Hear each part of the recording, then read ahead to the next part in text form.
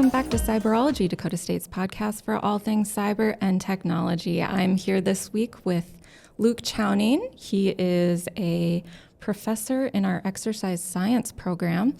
Luke, why don't you tell us a little bit about it yourself? So I'm an assistant professor here at Dakota State. My background is I've got my doctorate in exercise physiology, but all my formal research training is in biomechanics, with a little bit of dabbling in biostatistics or applied statistics. Originally born and raised in Indiana, so I'm a Midwestern through and through, but I did all my grad work and stuff in Lubbock, Texas. Okay. And so can you just start us off by giving us kind of an overview of what exercise science is and how biomechanics and biostatistics fit into that? So exercise science is the science of exercise. The least helpful answer could possibly be, right? Broadly, it's just what happens, what's our response, the body's response to exercise. We can make that more context specific, but at the broadest, 30,000 foot level, this is what all it is. So we can look at this acutely. So we start exercising, what are the acute responses to the said exercise? But we also look at it from the chronic perspective of if we do this exercise for give a duration of period of time, these will be the adaptations that come about from it. So that's the broadest sense of what exercise science is. Biomechanics is kind of a subset of exercise science, or it is a subset of exercise science. And if we just break it down into its component parts, biological systems, mechanics, mechanical analysis of whatever. And so biomechanics is the mechanical assessment, and in my context of human movement specifically. That can be a little bit more specified to, what's the mechanics of tissues and stuff like that. You can get down into the heart. You can look at muscles, connective tissues, So you can stuff like go that. to a pretty granular level. You can. I'm not smart enough to do that, nor do I have the desire to work with cadavers and dead bodies to want to kind of get down to that level. But that you can get down to the tissue level, but it can also be expanded out to the system level, you, in order to execute some movement, your whole body has to move. So that's system level assessment of movement. But you can also do component parts of the system. So if you're walking forward, what is the knee specifically doing? What is the hip specifically doing? And how do they work together to do that? Correct. Okay. So that's kind of the realm I fit into, is both the system and particularly lower limb kinetics and kinematics. Is there something specific that attracted you to that area to focus on? Oh, yeah. So my pathway through college was a little bit unique. I thought I wanted to be a PA for a long time. And then kind of at that point, I was biology/biochemistry. And I was good enough at the chemistry, but I didn't think it was super interesting. But at the end of the day, I was just like, I'm still a meathead. I still like lifting, like moving heavy objects. I like working with people who are just brutally strong, really athletic. And that's when I discovered exercise science in and of itself as a discipline. But I also really, really like math. Not necessarily good or great at it, but I enjoy it at least. So I don't think I've ever heard anyone say that they like math, but they may not be good at it. I'm just saying that more for the benefit of all the mathematicians who are actually really good at it, and I couldn't stand a chance in competing with them. Okay, so at the high technical level of... Yes, yeah. I've tried to show a little bit of deference in here. But no, I'm good enough at it. I'm good at what I need to be good at, I should say. But biomechanics just was a way where I could use essentially the skill of what I know about mathematics and apply it to a real life context and looking at movement and stuff like that. So these two little, not really an angel and a demon, an angel and an angel. The meathead part of me was like, no, I still really want to work in sports and with athletes. And the other side was just like, but you also want to do something a little bit deeper than, kind of what my options were at the time. So that's really how I came into that more specifically. Was kind of the union of essentially two areas of interest, or an area of interest and essentially a skill that I had developed and cultivated. So that's where I ended up in biomechanics, and how I became even more interested in that was fundamentally my research question, or what kind of drives me in my research is, how do we make athletes better athletes? Okay. And so, how does technology play into all of this? Obviously, specifically for the making athletes better athletes, there's wearables, there's video software, I'm guessing, to analyze movements. What kind of things do you work with? So this is a fun question for me on multiple levels. A lot of what we have, and I'm going to go down to probably the lowest level, and Awesome. if it's too low, let me know. But really the most basic level of assessment or analysis that we have is all qualitative. And we have somebody, an individual professional, whether it's a strength coach or if it's a physical therapist, rehab specialist. What they are doing is they are assessing movements through the lens of their expertise. That's all qualitative in nature. There is an objective standard by which or to which they're comparing the movement that they have internalized and they understand. But that's essentially what the professionals are doing. In order to transition from a qualitative assessment into what we might, in a puristic sense, call a objective standard or a quantitative standard, we have to have some type of measurement that is objective. And so in order to do that, we have to do one of two things. From the mechanical perspective, we have to assess the motion of the person or the thing, the limb, whatever. Or we have to measure the reaction forces that are generated by the system. So there's a really technical answer there. But in order to get to the point where we can quantitatively assess movement, we have to use technology. Like there's no way for us to make a quantitative assessment without having technology present. Like there's no way in which it can happen. And so from the biomechanics perspective, we're just saturated with technology. I mean, we can't do what we do without it in any way, shape, or form. Now, the types of technology that are involved do range. Okay.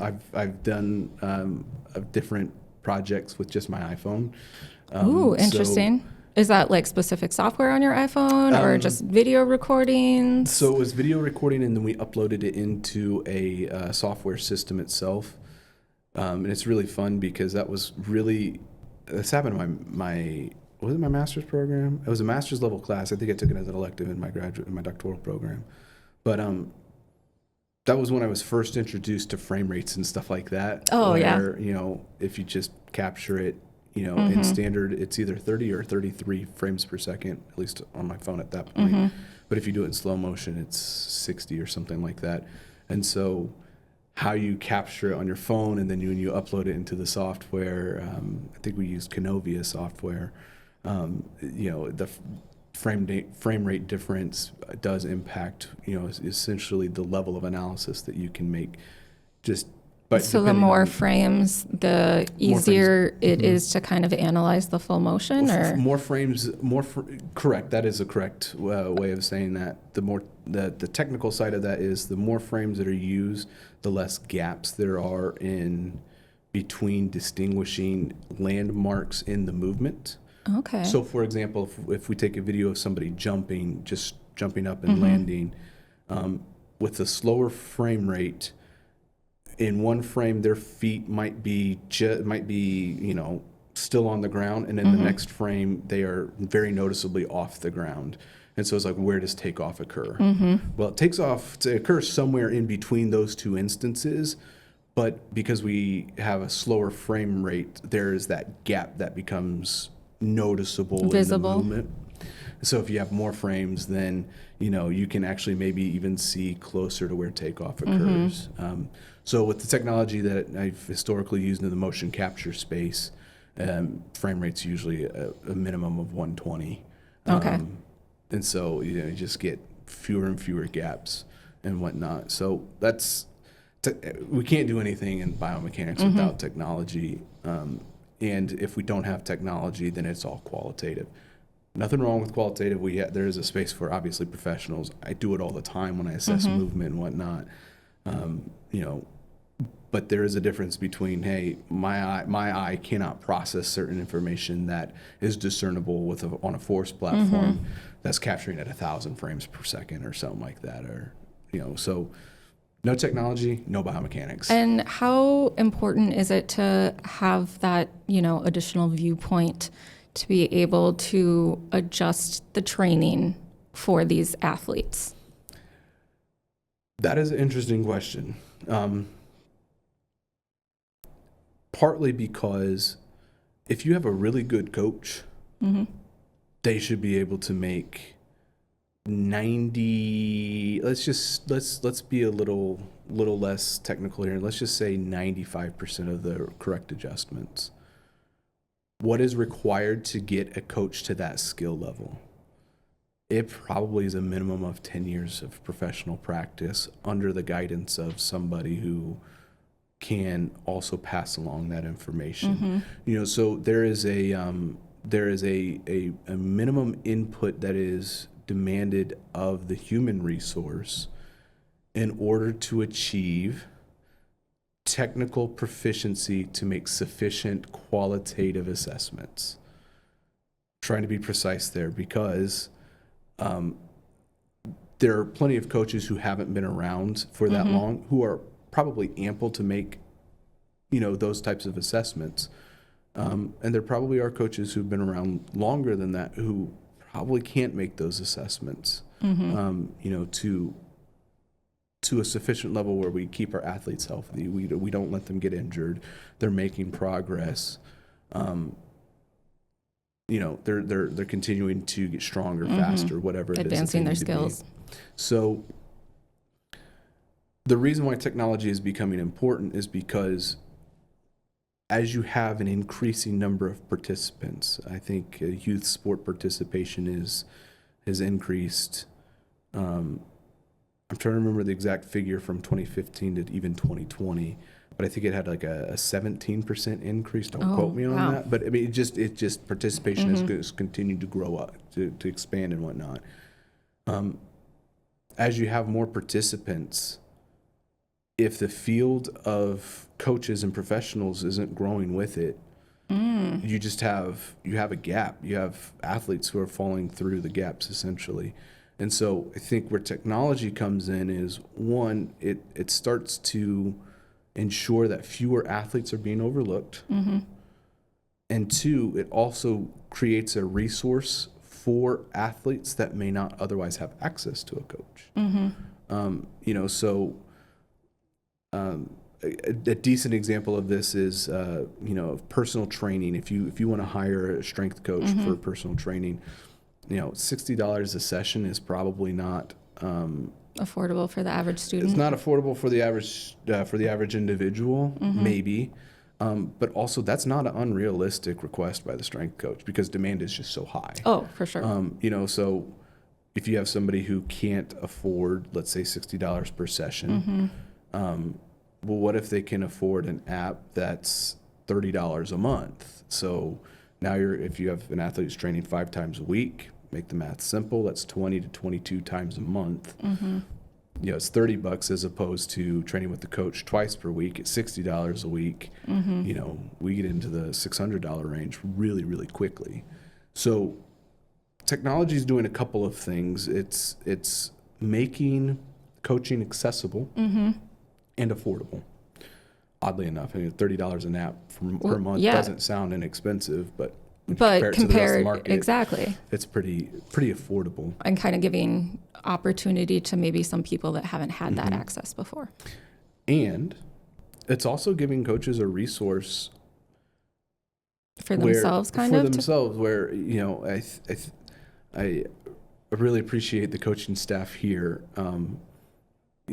There is a level of humility that is there's a level of humility that is observable in all high-level coaches, where it's just like, I know I don't know everything. correct, and this gives me a way to fill in blind spots, to fill in the gaps and whatnot. And so, they're really good here, but they also have the humility to say, hey, look, I can't see everything. I know that I physically can't see everything. So this gives me a way to objectively assess what's going on within our athletes. So, it's technology makes it affordable for the consumer, but it also enhances the product that professionals are putting out there. And that takes a myriad of formats and whatnot. For example, here we have force platforms where they can assess isometric strength. So is just total force production going up? If it is, then our athletes are getting stronger. Stronger athletes produce more force. Is the rate of that force production going up? If that rate of force production is also improving, then they're becoming more powerful. And those are objective metrics. Like, we don't have to worry. We don't have to rely on some subjective interpretation of movement. Here it is. Like comparing. Yep. Correct. So there's kind of those two different elements to how technology is working. Now, the scale of the technology is, I think, an interesting kind of concept too, because it can be as simple as I know that I saw an app recently where I think it's a movement app that's for stretching. If I remember correctly, I think it's for stretching. And you basically put your phone down, you get into the position, and then it gives a general assessment of essentially where your joint centers are. Oh, interesting. So if I don't even know what the movement's called. Let's just say we're doing a lunge. Let's just say we're trying to do a deep lunge, keep the back leg perfectly straight. How low can you go down? And then you take a still shot of it, the camera's recording and whatnot. And then when you go back and review it in the app, here's your ankle joint center, here's your knee joint center, here's your hip joint center. Are they properly aligned? Are they? Yep. And then also, like, what are the angles of each segment relative to each other? And then you go through the stretching protocol, and then you can do it again. And then it can also compare and contrast. Here's where you were last week. Here's where you are now. So it can kind of assess progress in that regard. And it's fairly accurate. I mean, it's not inaccurate, that's for sure. The whole question of accuracy is a different conversation that we can get into if you want to, but not right now. But so it could be just your iPhone or smartphone. And it can be as something as like the force platforms that we have here. And there's even varying levels to those force platforms. Really? In terms of accuracy, no. They're all fairly accurate. If they're making it to market, you're good. If you have a subpar product on the market, you just lose. There's 3 different manufacturers who all do force platforms really, really well. They kind of all have a different not application in terms of movement, but for example, one is really focused on in-ground force platforms. So basically, you take a chunk out of the ground, set up the system down there, and then you put a false floor around it, and then you can walk across the force platform, and it's like you're walking across the ground. Okay. Others are bigger and more portable, so that you can move them wherever you need to move them, and you can measure a whole dynamic range of things simply. But the force platforms, like for example, that we have here in the weight room, they are very specifically, you're jumping, you're landing, you're squatting, you're doing kind of this limited range of things. They're smaller, they're more compact, but they all functionally will do the exact same thing. It's just kind of, who's getting it, what are they going to use it for, that type of stuff. The force platform that we have back in our lab in the Kennedy Center, that's the big bulky one where I can do wherever I want, whatever I want to with it, that I could not do with the force platforms here. And the force platforms here are the in-ground ones in the weight room? Those they're just smaller, but they're not in-ground. Okay. So how do you kind of introduce these different technology components to your students as they start following their own path through exercise science? It's a great question. Here's the fun part. You always have to start with the qualitative stuff. And part of the reason why we start with the qualitative stuff is because that's where you have the underpinning of all of the theoretical components of movement. So you got to get the basics down first. Correct. It's kind of funny. It's like if I was going to teach an entire group of people how to squat, let's say I've got 10 people, I want to teach them all how to do a back squat. I'm going to basically teach them all, this is what a back squat should look like. There's a theoretical underpinning. Not a single one of those 10 people are the same. So not a single one of those 10 back squats should be the same, should be the exact same, I should say. So there's because everybody's bodies are going to move a little bit differently. Correct. For example, I'm a very tall torsoed person with short legs. My back squat looks very different from somebody who has a shorter torso and long femurs. I have a very short torso, so yes, and mine back would look. Squatting is just the best, isn't it, for you? Yep. Yeah, you just love it. Now, that's one part where I like having short femurs, I guess. Back squat is not that bad. But there will be a lot of similarities between the movement with individual variation. That's essentially, so that's where we start. So with then students. you're observing the individual variations. Correct. Yep. And that's kind of the starting point where it's just, we start here because if we start introducing the variation when you're looking at it quantitatively, you're going to have no idea. Well, this person's this much different than this person. One of them has to be wrong. It's like, why?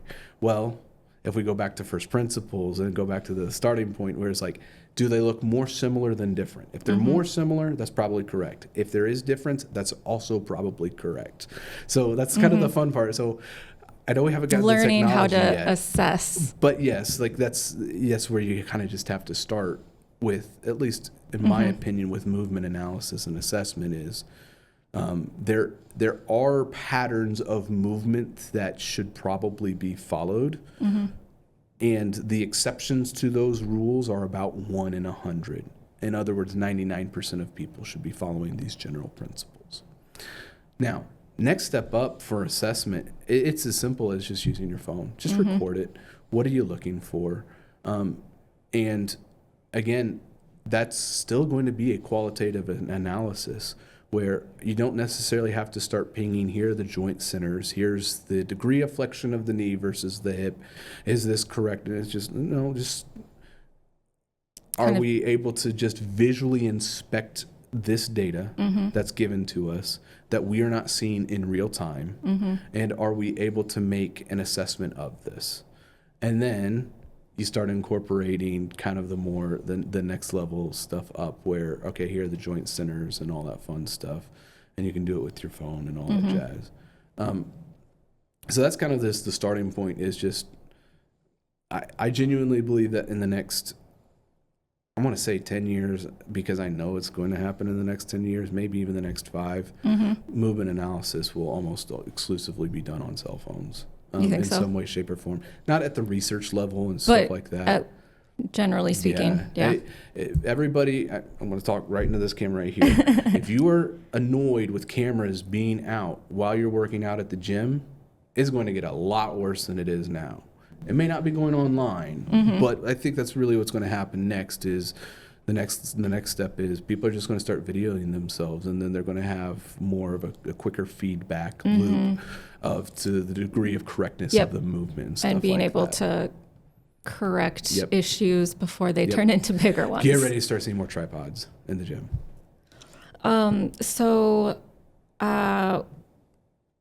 In touching on the future then, what other things do you see coming up here with exercise science, either in the program here at DSU or just in general? There's one topic I want to mention here. AI is a big deal, and I think everybody has a sense of how big of a deal it is, and it's coming. It's already here, actually. At this point, you probably do not need to pay another human being to create a training program for you, because AI can now do it and do it sufficiently well, I would contend.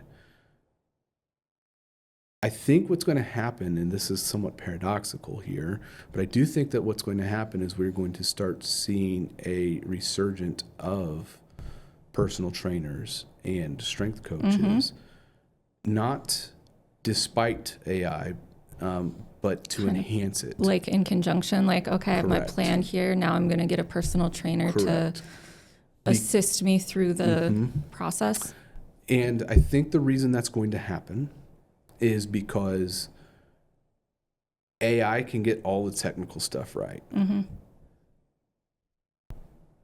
Can it get the motivation correct? Nope, Can it get the incentives correct? probably not. Can it get the accountability correct?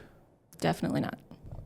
I think that's what's going to be interesting here is Accountability is a big one too. Like, I mean, that's the huge one.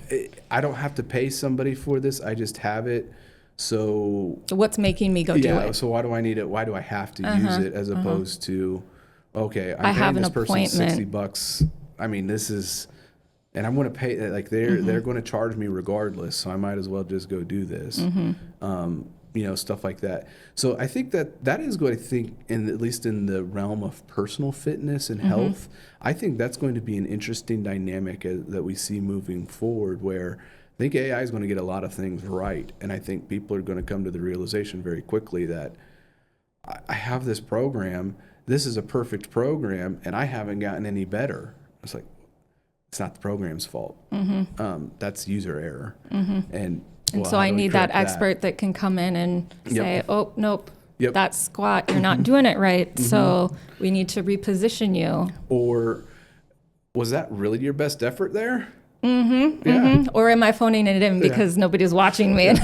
Or as a coach or trainer, my favorite thing is, that sucked. Do it again. Just something as simple as, obviously you say it lighthearted enough and whatnot so that you're not berating them. You only do it when you can actually know that. Where it's like, okay, I know you can do better than that. Let's see it. I'll get back to it. So I do think that will be actually an interesting one. And I know it's a little, not quite along the vein of what's the technology development. I think it goes along with the technology development. Technology is solid, especially on the AI front. I mean, there's at least one app that I know of that uses AI for meal tracking, calorie tracking and stuff like that. And it can set progress goals, and it can fine tune and refine what you're doing on a daily basis from week to week, just to make sure you're not losing weight too fast, or if you're not losing it fast enough, or if it's time for you to actually take a diet break. Like it can do all of that stuff for you.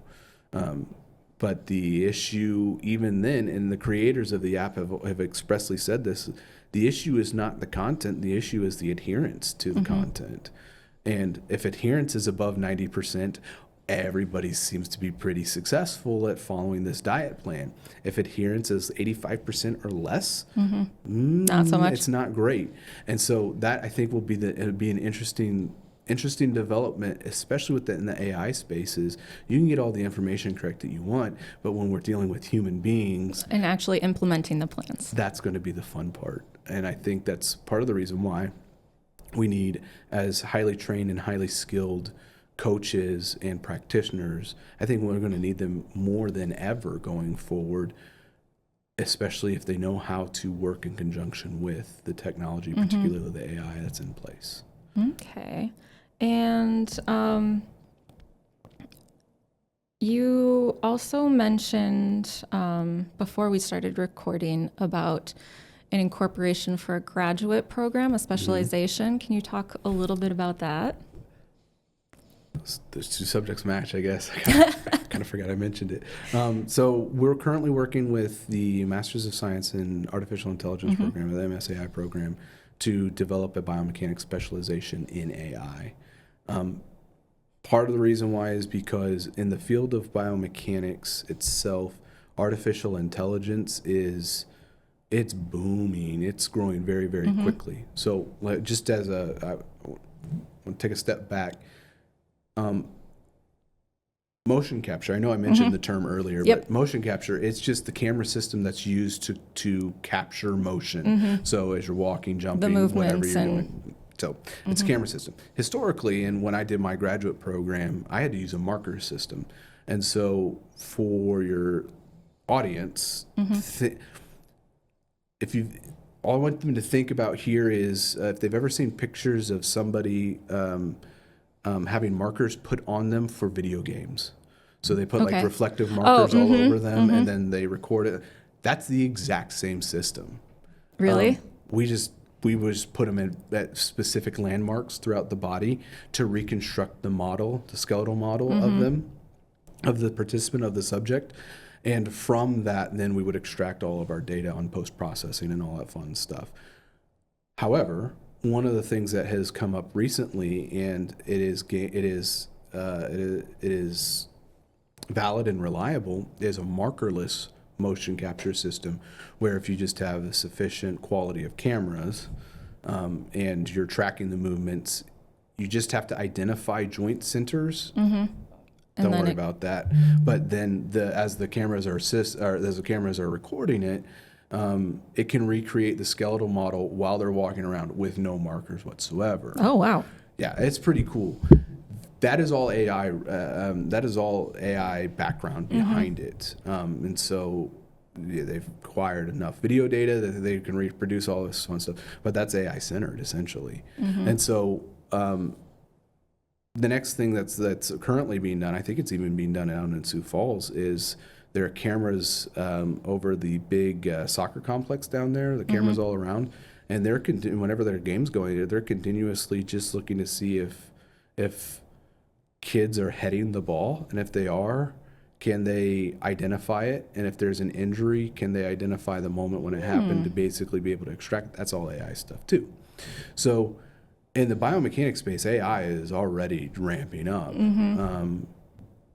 It's just not at really the consumer level yet, other than the whole making a training program, diet stuff, and all that fun jazz.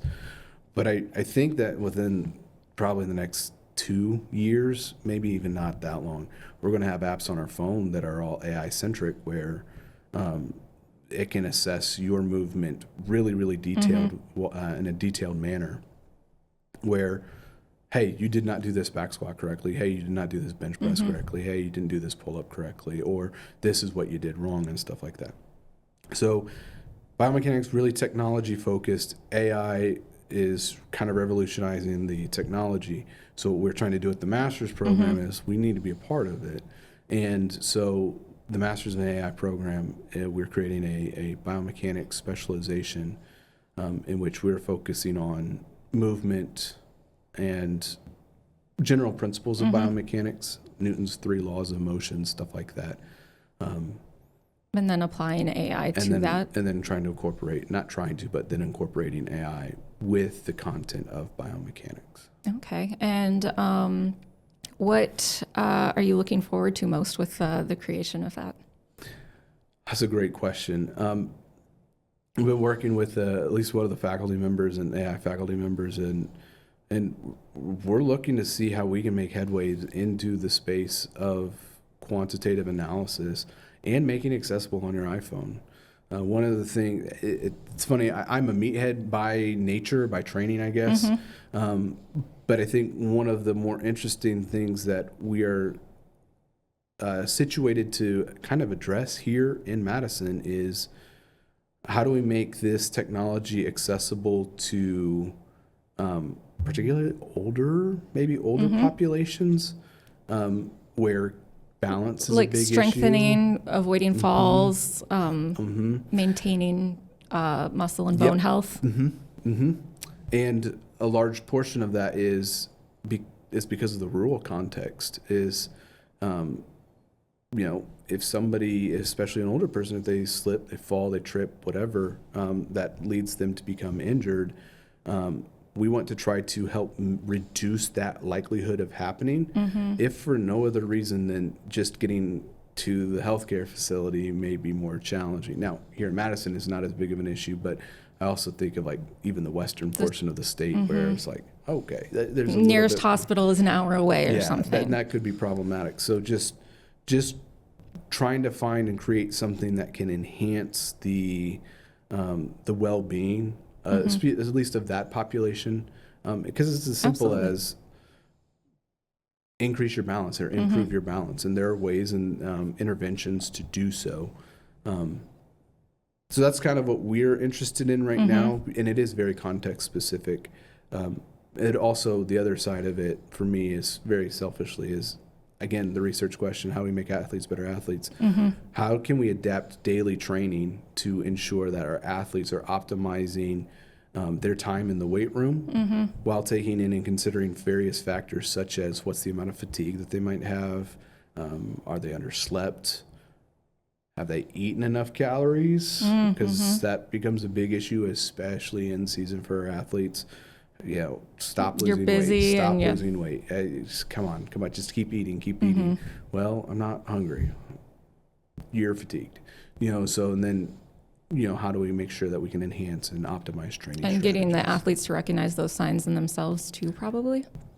Yeah, it's funny the number of times that most of my students are athletes, but the number of times where it's just kind of like, I don't maybe feel great or I'm a little tired. It's like, you ask them 2 questions and they're like, yeah, no, I haven't slept well enough and I haven't eaten enough. It's like, so you recognize those are the basics. issues. Like, you recognize the issues. What are you going to do to rectify it? Nothing. And that again goes back to the human factors within the artificial intelligence component. Okay. Well, I don't want to take up too much of your time, but anything that you want to wrap up with about the exercise science program that you think people should know, or where they can go for more information? So we have a great exercise science program. I am entirely biased on this point, but we have changed the curriculum, at least at the undergraduate level, to expand opportunities for students across the board. If it means getting a second minor, double majoring, we added a strength and conditioning minor, and we are also looking to add and create a biomechanics minor as well. But also, we're trying to give students as many opportunities as possible to be participants in research from the researcher side.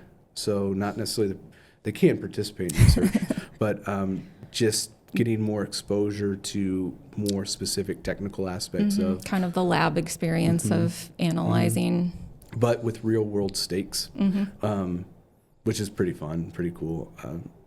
I enjoy research a lot. So that's kind of where we are with the program, trying to expand as many opportunities and provide as many opportunities as possible for students. And the next step is hopefully the master's program or the specialization within the MSAI program. And again, the exact same goal, give students opportunities to maybe even create their own web application, or if they want to pursue a research route, give them that opportunity as well. So that's what we're trying to accomplish here. Excellent. Well, thank you so much for being our guest today. And we'll have to have you come back again sometime and give us an update on how things are going. Sounds good. Thanks for having me. Perfect. And thank you for watching and listening. If you enjoyed this episode, please subscribe.